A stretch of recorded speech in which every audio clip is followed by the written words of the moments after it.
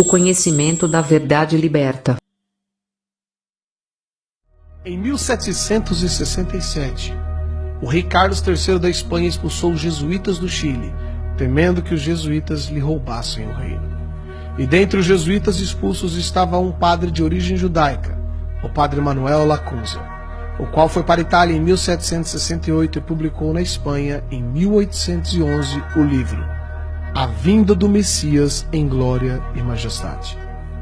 Anos mais tarde, em 1827, o ministro presbiteriano, o escocês Edward Irving, traduziu e publicou as ideias de Lacunza na língua inglesa. Após essa publicação, em 1830, Irving foi expulso do presbitério em Londres, tendo sido acusado de heresia e criando assim uma nova igreja, a Igreja Católica Apostólica Carismática. Irving tinha como membro de sua igreja Margaret MacDonald, uma jovem neófita de apenas 15 anos de idade, a qual, depois de tanto ouvir os discursos de Lacunza e de Irving, teve diversos sonhos, nos quais se diziam que Jesus voltaria em 2 vezes, depois haveria o milênio, e não haveria tribulação para o povo de Deus, como os cristãos atuais diziam. Irving havia se especializado em escatologia, a doutrina dos acontecimentos do fim do mundo, e se julgava conhecedor dos assuntos apocalípticos. Irving então juntou tudo isso e divulgou esses ensinos no jornal O Relógio Matutino. Nessa mesma época apareceu William Miller, fundador das doutrinas adventistas, o qual previu que o retorno de Jesus se daria entre 1843 a 1844. Quando percebeu que Cristo não veio, Miller tratou rapidamente de mudar as suas ideias e as suas datas, e inúmeros seguidores o abandonaram. Porém, um grupo permaneceu e fundaram assim a Igreja Adventista do Sétimo Dia. Tempos depois, em 1859, um maçom, John Nelson Darby, estudante de direito, pregador anglo-irlandês, organizou as ideias do padre jesuíta Lacunza, de Irving, de Margaret MacDonald. Darby ensinou que a igreja seria arrebatada antes da grande tribulação, que para ele duraria 7 anos. E Darby também reinterpretou a Bíblia, criando as doutrinas dispensacionalistas. Os ensinos de Darby foram amplamente disseminados ao redor do mundo quando um pseudo-advogado maçom norte-americano chamado Cyril Scofield publicou a Bíblia de Estudo Scofield. Segundo relatos da época, Scofield foi um advogado maçom, acusado de corrupção e que se entregou à bebida e, como consequência, separou-se de sua esposa e de seus filhos, abandonando-os. Tempos depois, se tornou membro da Igreja Congregacional e trabalhou com Moody. Scofield divulgou amplamente o sistema teológico, desde Lacunza até Darby, o qual afirmava que o retorno de Jesus Cristo ocorreria antes da grande tribulação, e, portanto, os cristãos não deveriam preocupar-se tanto assim. Após ter sido ordenado, Scofield casou-se novamente e passou a fazer conferências bíblicas e distribuindo na América cursos bíblicos por correspondência. Scofield imitou Charles Taze Russell, o fundador da seita Testemunhas de Jeová, o qual afirmava que Jesus voltaria de modo invisível em 1874, seguido por um outro retorno em 1914. Em 1909, Scofield publicou a primeira edição da Bíblia que leva o seu nome. Ele foi patrocinado por banqueiros que tiveram interesse de que essa nova doutrina fosse divulgada. Entre eles estava Henry Drummond, um rico banqueiro inglês e envolvido com ocultismo e práticas de hipnose. Foram distribuídas nos Estados Unidos gratuitamente milhares de cópias dessa nova Bíblia de Estudo, a Bíblia de Estudo Scofield. A partir dessa nova crença, mudou-se a mentalidade dos cristãos americanos e, em seguida, de todo o mundo. A maior parte dos cristãos passaram a crer que não mais passarão pela grande tribulação, e se não forem arrebatados na primeira vinda de Cristo, poderão ser na segunda vinda. Juntando-se a isso, surgiu o escritor de ficção Tim LaHaye, que popularizou através de livros e diversos filmes as ideias da Bíblia de Estudo Scofield. E Tim LaHaye lançou também a sua própria Bíblia, a Bíblia de Estudos Tim LaHaye. Os filmes de Tim LaHaye são ficção, como ele mesmo diz, e mostram as ideias de Lacunza, de Irving, de Miller, de Darby, de Scofield, os quais afirmam que a vinda de Jesus, isto é, o arrebatamento, não será visível, mas será um rapto, uma espécie de sequestro, e que os cristãos que não forem arrebatados poderão ir na segunda vinda ou nos 1000 anos que seguirão.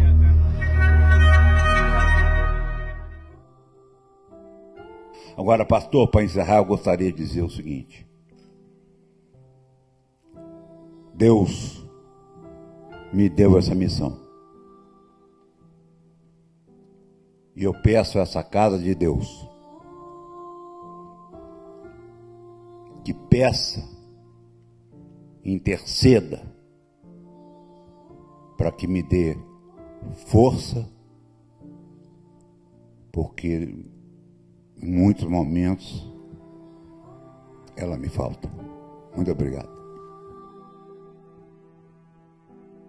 Deixa eu te falar, você é um cara religioso? Eu não sou. E aí, quando eu falo em Deus e falo, eles começam a me chamar para a igreja. Falam, não, eu gosto de bar, de uísque, disso que eu gosto. Me chama para a igreja, não, que igreja é um saco. Me chama para a igreja, não, que igreja é um saco. Fui para a igreja rezar.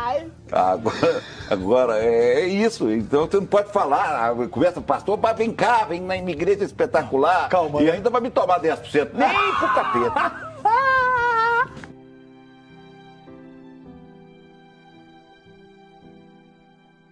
Mulheres de Deus que estão aqui, prestem atenção.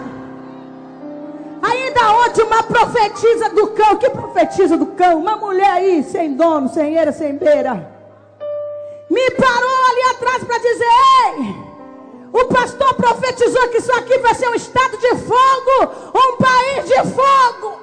Eu disse: foi. Vai nada, não vai passar dessa cidadezinha de fogo. Você tem um calcanhar de Aquiles, um ponto fraco. Eu fiquei parado olhando para a infeliz.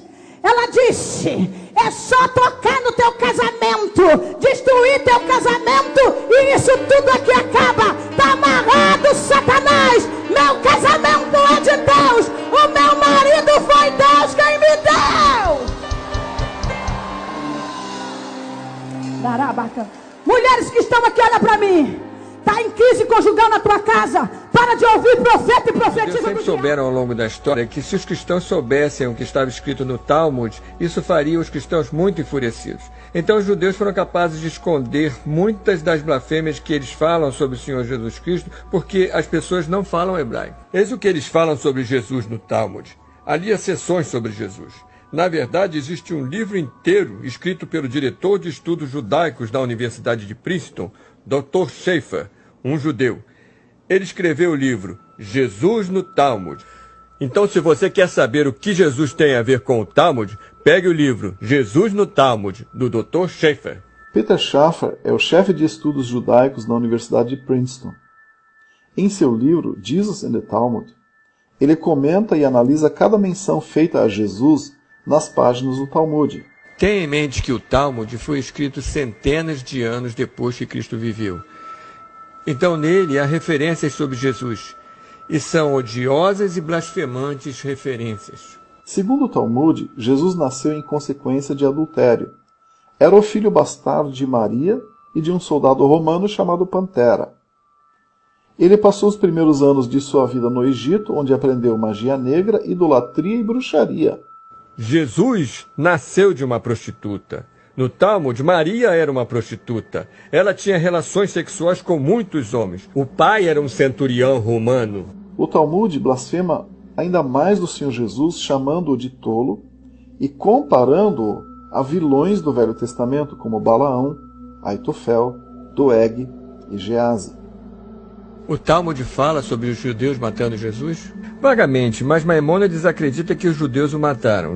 Os judeus o executaram por causa de certas doutrinas suas e assim por diante. Você acredita que os judeus mataram Jesus? É possível que os judeus tenham matado Jesus. Vamos supor que o fizeram. Talvez ele merecesse morrer. Talvez fosse um criador de casa. Vamos supor que o fizeram. Então matamos alguém. O Talmud de fato desdenha a respeito de Jesus morrendo jovem. Lê-se a passagem. Você ouviu que idade tinha Balaã? Ele respondeu: homens sanguinolentos e enganadores não viverão além da metade de seus dias. Segue-se que ele tinha 33 ou 34 anos. E você diz: essa passagem diz Balaã, não Jesus. Mas olha a nota no pé da página. Balaã é frequentemente usado no Talmud como um tipo para Jesus. Não só isso, mas na Enciclopédia Judaica, volume 2, página 469, sobre Balaã disse: Balaã, dado a Jesus em Sanhedrin 106b e Gitem 57a. Peter Schaffer afirma em seu livro Jesus and the Talmud que, sem dúvida alguma, a narrativa da execução no Talmud se refere a Jesus. Na verdade, o livro diz que não há motivo para se sentir envergonhado porque executamos acertadamente um blasfemador e idólatra. Jesus merecia morrer e teve o que mereceu. Em algum outro lugar, o livro afirma: ele era um blasfemador e idólatra. E mesmo que os romanos provavelmente não pudessem tratar com mais rigor, insistimos que ele recebeu o que merecia. Inclusive convencemos o governador de Roma, ou mais precisamente, nós o forçamos a aceitar, que aquele herege e impostor devia ser executado. E nós nos orgulhamos disso. Existem judeus maçônicos hoje que querem pegar o Talmud e fazê-lo cristão. Como você pode pegar um livro amaldiçoado e fazê-lo cristão? Todas essas mentiras sobre Jesus estão lá. Os pais da igreja culparam os judeus pela morte de Jesus. E é exatamente isso que faz Paulo. Paulo fez isso na Epístola para os Tessalonicenses, capítulo 2, versículos 14 e 15. Pois vocês, irmãos, se tornaram seguidores das igrejas de Deus que na Judéia estão em Cristo Jesus. Pois vocês também sofreram coisas semelhantes de seus conterrâneos, como eles dos judeus, que mataram Jesus. Quando Mel Gibson apareceu com a sua paixão de Cristo, disseram: oh, é um antissemita, que pessoa horrível, ele diz que os judeus mataram Jesus. Bem, isso é o que a Bíblia diz. Deixe-me explicar a você. O fato de que os judeus mataram Jesus não é um mito. Está na Bíblia. Veja em Atos 3, versículo 13. Diz: o Deus de Abraão e de Isaque e de Jacó, o Deus de nossos pais, glorificou seu filho Jesus, a quem vocês entregaram e negaram na presença de Pilatos, quando ele estava decidido a deixá-lo ir. Então, aqui ele está pregando a milhares de judeus e diz: e agora, irmãos, eu sei que por ignorância vocês fizeram isso, assim como também os seus governantes. O povo está gritando, um fronte maciço de milhares e milhares dos judeus está gritando: crucifiquem-no! Ele disse: devo crucificar o vosso rei? Não temos rei a não ser César. Estou livre do sangue desta pessoa justa, disse o romano Pilatos. Seu sangue esteja sobre nós e sobre nossos filhos. Isso é o que eles disseram. Está dito no Talmud que Jesus corrompeu o judaísmo. E como punição por seus crimes, ele está agora no inferno, ardendo numa fervura de excrementos. E estará assim para todo sempre. Let it say whatever it wants to say.